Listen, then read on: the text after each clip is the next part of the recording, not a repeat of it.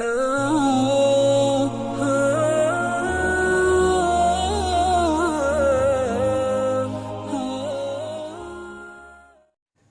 اللہ الرحمن الرحیم۔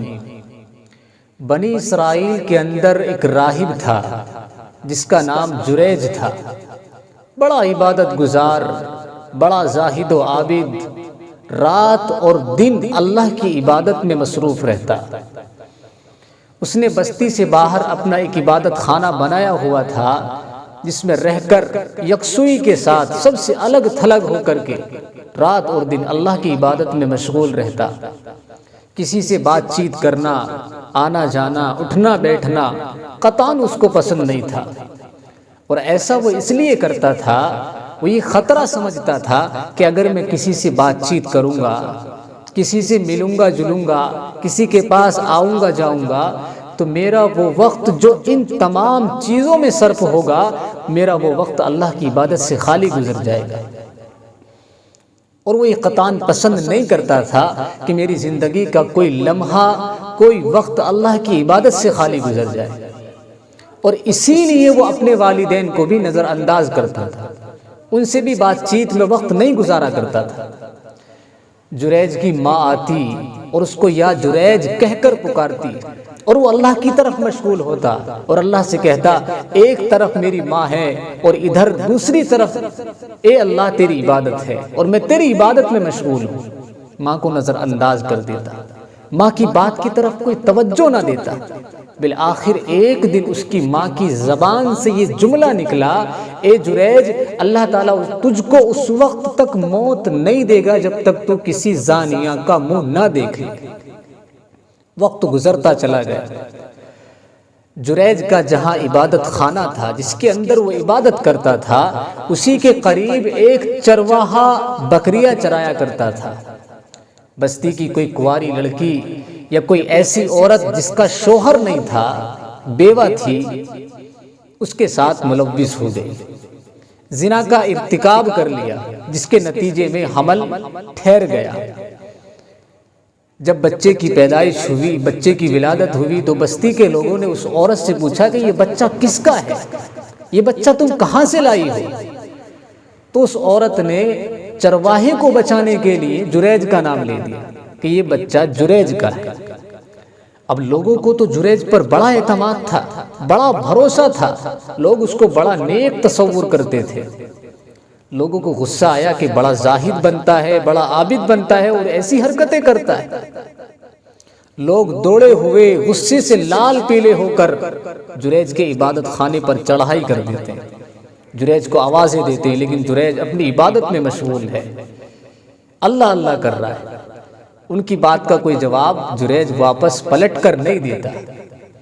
لوگوں نے تنگ آ کر کے جو ان کے پاس ہتھیار وغیرہ تھے، پھاوڑا، کدال وغیرہ جو بھی ان کے پاس تھا، اس کے ذریعے انہوں نے جریج کے عبادت خانے کو ڈھا دیا۔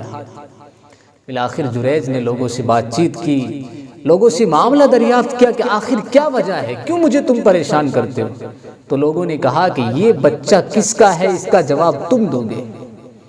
جریج مسکراتا ہوا اپنے عبادت خانے سے نیچے آیا اور آ کر کے بچے کے سر پر ہاتھ پھیرا، اور ایک روایت میں ہے کہ بچے کے پیٹ میں اس نے انگلی ماری اور بچے سے کہا، بچے تم بتاؤ کہ تم کس کی اولاد ہو؟ تو اللہ تبارک و تعالیٰ نے بچے کو گویائی عطا فرمائی اور بچے نے کہا کہ میں فلاں چرواہے کا بیٹا ہوں۔ اس طرح اللہ تبارک و تعالیٰ نے جریج کو اس فتنے سے بچا لیا اور اس الزام سے بچا لیا، اور قوم کا جو رخ تھا وہ چرواہے کی طرف ہو گیا۔ تو آپ ذرا غور کریں اس واقعے میں، جریج جو بڑا عبادت گزار ہے، بڑا عابد و زاہد ہے، ماں کی بد دعا سے اس کی عبادت اسے نہ بچا سکی۔ ماں نے بد دعا کی اور اللہ تعالیٰ نے اس کے حق میں ماں کی بد دعا کو قبول کر لیا۔ اللہ کے نبی صلی اللہ علیہ وسلم نے ارشاد فرمایا کہ اگر جریج کی ماں جریج کے حق میں زنا کی بد دعا کر دیتی تو جریج زنا کا مرتکب ہو جاتا، زنا کے اندر بھی مبتلا ہو جاتا۔ میرے دوستو، اس واقعے کو سنا کر آپ کو یہ درس دینا مقصود ہے کہ والدین بڑی عظیم دولت ہیں، والدین کی نافرمانی سے، ان کی بے ادبی سے، ان کی بے حرمتی سے اللہ تبارک و تعالیٰ نے جگہ جگہ ہمیں تنبیہ فرمائی ہے اور ان کی عظمت کو واضح کیا ہے، ان کے مقام اور بلند مرتبے کو اللہ تعالیٰ تبارک و تعالیٰ نے جگہ جگہ پر بیان فرمایا ہے۔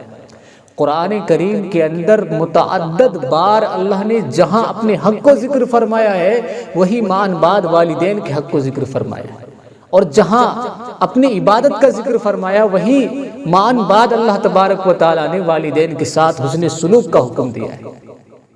چار بڑے مقامات قرآن میں، چار بڑے مقامات ایسے ہیں جہاں اللہ نے پہلے اپنی عبادت کا حکم دیا ہے، اس کے مان بعد اللہ تعالیٰ نے والدین کے ساتھ حسن سلوک کرنے کا حکم دیا ہے۔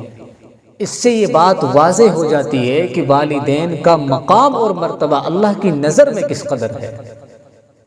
یوں کہا جاتا ہے کہ رب حقیقی اللہ تعالیٰ ہے، موجد حقیقی اللہ تعالیٰ ہے، لیکن رب مجازی جو عالم اسباب کے اندر جو ہمارے وجود کا سبب بنے ہیں دنیا کے اندر، وہ ہمارے والدین ہیں۔ اسی لیے اللہ تبارک و تعالیٰ نے اپنے حق کے بعد والدین کے حق کو ذکر فرمایا۔ اسی طریقے سے حدیث کے الفاظ ہیں کہ والدین کی رضا میں رب کی رضا ہے اور والدین کی ناراضگی میں رب کی ناراضگی ہے۔ اگر کسی کے والدین ناراض ہیں تو اللہ بھی اس سے ناراض ہے، کسی کے والدین اس سے راضی ہیں اللہ تعالیٰ بھی اس سے راضی ہے۔